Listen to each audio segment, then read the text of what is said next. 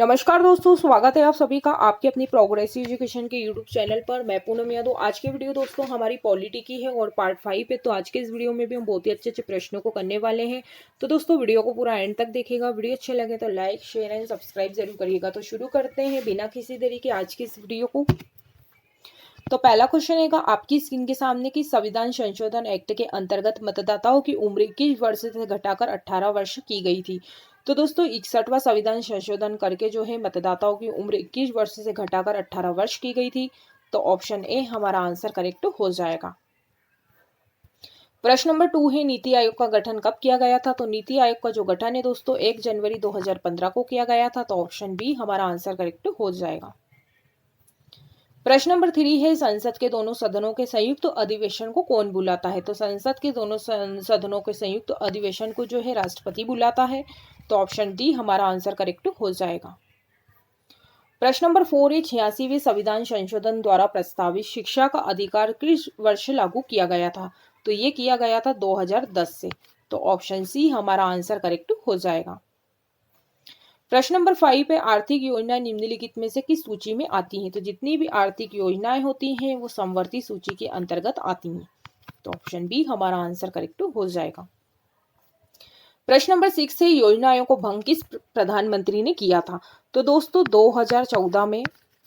2014 में अपने पहले स्वतंत्रता दिवस भाषण में नरेंद्र मोदी जी ने योजना आयोग को भंग करने की घोषणा की थी। तो योजना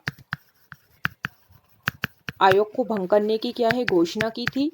और दोस्तों फिर इसी की जगह जो है नीति आयोग की स्थापना हुई है। तो इसी आयोग को क्या है भंग करके नीति आयोग की स्थापना की है।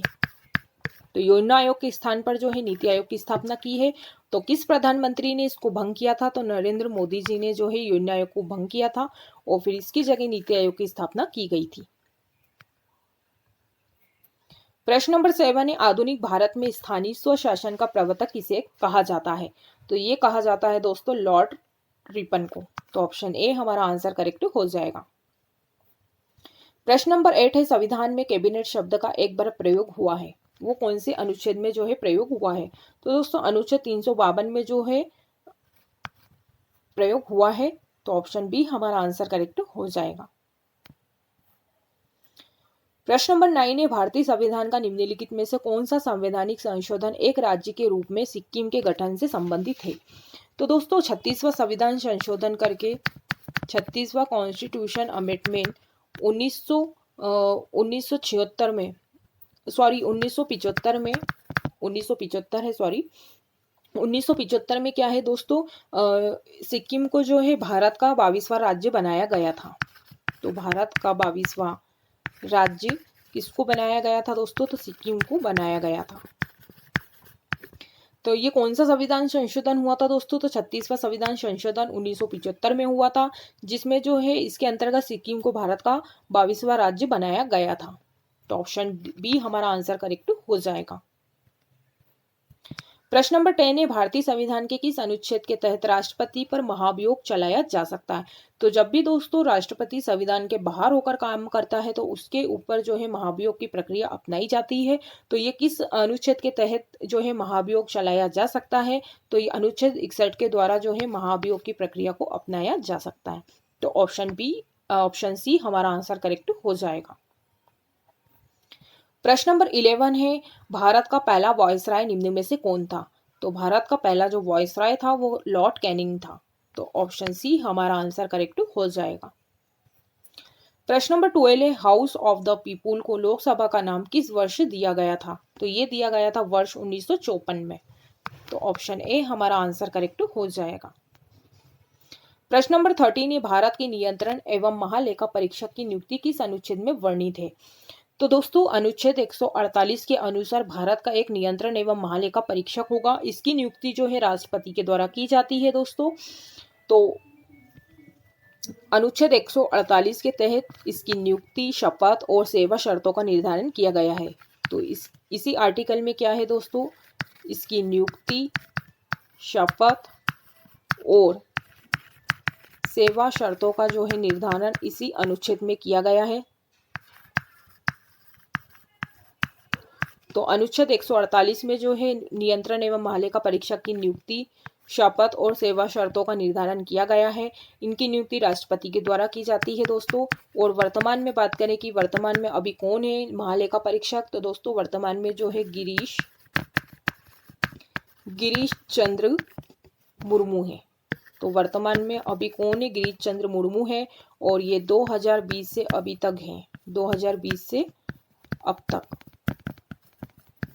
तो दोस्तों वर्तमान में गिरीश चंद्र मुर्मू हैं, 2020 से अभी तक जो है महालेखा परीक्षक है। और इनकी जो नियुक्ति, शपथ और सेवा शर्तों का जो निर्धारण है अनुच्छेद 148 में वर्णित किया गया है। इनकी नियुक्ति राष्ट्रपति के द्वारा की जाती है। और दोस्तों जो इनका कार्य होता है वो क्या होता है कि सरकार के खर्चों पर क्या है, निगरानी रखते हैं। तो ऑप्शन बी हमारा आंसर करेक्ट हो जाएगा। प्रश्न नंबर 14 है, कराधान और सरकारी खर्च निम्नलिखित में से किस नीति के उपकरण है जिसका उल्लेख नीचे किया गया है। तो दोस्तों जितने भी सरकार के खर्च होते हैं या कराधान खर्च होते हैं तो वो जो है राजकोषीय नीति के में जो है इनका उल्लेख किया गया है। तो ऑप्शन डी हमारा आंसर करेक्ट हो जाएगा।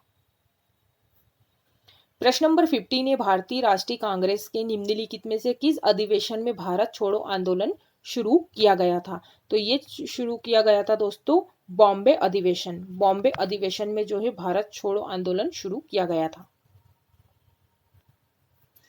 प्रश्न नंबर 16 है, निम्नलिखित में से कौन सा अनुच्छेद कानून के समक्ष समानता से संबंधित है। तो दोस्तों अनुच्छेद जो 14 है ये विधि के समक्ष समानता, यानी कि इसका अर्थ ये है कि राज्य सभी व्यक्तियों के लिए एक समान कानून बनाएगा तथा उन पर एक समान लागू करेगा। तो ऑप्शन ए हमारा जो आंसर है वो करेक्ट हो जाएगा। अनुच्छेद 14 में ये वर्णित किया गया है कि सभी के लिए एक समान कानून होगा और एक ही समान क्या है उन पर लागू किया जाएगा। प्रश्न नंबर 17 है, भारत के संविधान के अंतर्गत कौन सा अनुच्छेद कारखानों में बालकों के नियोजन का प्रतिषेध करता है। तो दोस्तों अनुच्छेद जो 24 है ये क्या है, 14 वर्ष से कम उम्र वाले किसी भी बच्चों को कारखाने या खानों में या अन्य किसी जोखिम भरे काम पर नियुक्त नहीं किया जा सकता। तो आर्टिकल 24 है। तो ऑप्शन सी हमारा आंसर करेक्ट हो जाएगा। दोस्तों आप लोगों ने कई बार फैक्ट्रियों के बाहर भी बोर्ड देखे होंगे कि यहाँ पर क्या है, बाल श्रमिक अपराध है या बाल श्रमिक निषेध है। तो ऐसे दोस्तों कई बड़ी बड़ी फैक्ट्रियों में बाहर बोर्ड लगा दिए जाते हैं कि यहाँ पर बाल श्रमिक निषेध है। तो दोस्तों यहाँ पर जो है अनुच्छेद 24 जो है ये संरक्षण देता है, बच्चों को काम पर नहीं लगाया जा सकता है।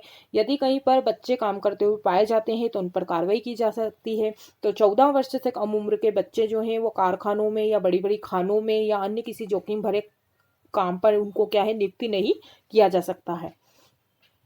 तो ऑप्शन सी हमारा इसका आंसर करेक्ट हो जाएगा। चलते हैं नेक्स्ट प्रश्नों की ओर। प्रश्न नंबर 18 है, भारतीय संविधान का कौन सा अनुच्छेद राष्ट्रपति के पद के लिए पुनः निर्वाचन की योग्यता निर्धारित करता है। तो ये करता है अनुच्छेद 57। तो ऑप्शन सी हमारा आंसर करेक्ट हो जाएगा। प्रश्न नंबर 19 है, 74वें संविधान संशोधन द्वारा 12वीं अनुसूची में कुल कितने विषय जोड़े गए थे। तो दोस्तों यह अनुसूची जो है 74वें संविधान संशोधन कॉन्स्टिट्यूशन अमेंडमेंट 1993 में क्या है दोस्तों, इसमें क्या है इसके द्वारा जोड़ी गई है। इसके शहरी क्षेत्र की स्थानीय स्वशासन सेवाओं को कार्य करने के लिए क्या है दोस्तों 18 विषय प्रदान किए गए हैं। तो 18 विषय जो है इनको क्या है प्रदान किए गए हैं। तो ऑप्शन सी हमारा आंसर करेक्ट हो जाएगा। जो 74वें संविधान संशोधन जो 1993 में हुआ था इसी के द्वारा क्या है दोस्तों ये 12वीं अनुसूची जोड़ी गई और इसमें जो है इसमें शहरी क्षेत्र की स्थानीय स्वशासन संस्थाओं को कार्य करने के लिए 18 विषय प्रदान किए गए हैं। चलते हैं नेक्स्ट प्रश्नों की ओर। प्रश्न नंबर 20 है, सर्वोच्च न्यायालय के न्यायाधीशों की नियुक्ति कौन करता है। तो दोस्तों सर्वोच्च न्यायालय के न्यायाधीशों की नियुक्ति जो है राष्ट्रपति के द्वारा की जाती है। मुख्य न्यायाधीश की सिफारिश पर जो है अन्य न्यायाधीशों की नियुक्ति जो है राष्ट्रपति के द्वारा की जाती है। प्रश्न नंबर 21 है, भारतीय संविधान के किस अनुच्छेद में पंचायतों के कार्यकाल का वर्णन किया गया है। तो ये किया गया है दोस्तों अनुच्छेद 243 में। तो ऑप्शन डी हमारा आंसर करेक्ट हो जाएगा। प्रश्न नंबर 22 है, भारत के संघात्मक व्यवस्था निम्नलिखित में से किस देश से संविधान से संबंधित है। तो दोस्तों भारत के जो संघात्मक व्यवस्था हैं वो कनाडा के देश से संबंधित है, तो ऑप्शन बी हमारा आंसर करेक्ट हो जाएगा। प्रश्न नंबर 23 है, स्वराज पार्टी बनाने के लिए मोतीलाल नेहरू के साथ मिलने वाले कांग्रेस का अन्य नेता कौन था? तो ये था चित्तरंजन दास, तो ऑप्शन ए हमारा आंसर करेक्ट हो जाएगा। प्रश्न नंबर 24 है, राष्ट्रपति का रिक्त पद कब भरा जाएगा? तो दोस्तों जब राष्ट्रपति का पद खाली होता है तो उसका जो पद है वो 6 माह के अंदर में क्या है, इनको भरना होता है, तो ऑप्शन डी हमारा आंसर करेक्ट हो जाएगा। प्रश्न नंबर 25 पे कौन सा अनुच्छेद समाज के गरीब और कमजोर वर्गों को मुफ्त कानूनी सहायता प्रदान करता है? तो दोस्तों समान न्याय और निःशुल्क विधि सहायता और समान कार्य के लिए समान वेतन की व्यवस्था जो है अनुच्छेद 39A में वर्णित है, तो ऑप्शन डी हमारा आंसर करेक्ट हो जाएगा। इसी आर्टिकल में दोस्तों क्या है, समान कार्य के लिए समान वेतन, समान कार्य के लिए समान वेतन और समान न्याय और निःशुल्क विधिक सहायता भी क्या है, इसी आर्टिकल में उल्लेखित है। तो दोस्तों इसका जो आंसर होगा ऑप्शन डी हमारा आंसर करेक्ट हो जाएगा। तो दोस्तों आज के लिए बस इतना ही। मैं उम्मीद करती हूँ कि जितने भी आज हमने इस वीडियो के माध्यम से 25 प्रश्नों को करे हैं आप लोगों को अच्छे से समझ में आ गए होंगे। यदि दोस्तों आप लोगों को वीडियो अच्छी लगी है तो लाइक करिएगा, शेयर करिएगा और कमेंट बॉक्स में कमेंट्स करके जरूर बताइएगा कि आपको वीडियो कैसी लगी। यदि मेरे दोस्त ऐसे हैं जो चैनल पर पहली बार जुड़े हैं या जिन्होंने चैनल को सब्सक्राइब नहीं करा तो वो भी प्लीज चैनल को सब्सक्राइब कर लें ताकि हमारी रोज की वीडियो का नोटिफिकेशन आपको मिलते रहे। यदि दोस्तों आप लोग मुझे इंस्टाग्राम पर भी फॉलो कर सकते हैं, मैं उसकी लिंक जो है डिस्क्रिप्शन बॉक्स में दे दूंगी, तो आप लोग मुझे इंस्टाग्राम पर भी जाके फॉलो कर सकते हैं। तो चलिए दोस्तों आज के लिए बस इतना ही, मिलते हैं अगली वीडियो में, तब तक के लिए जय हिंद, जय भारत, धन्यवाद।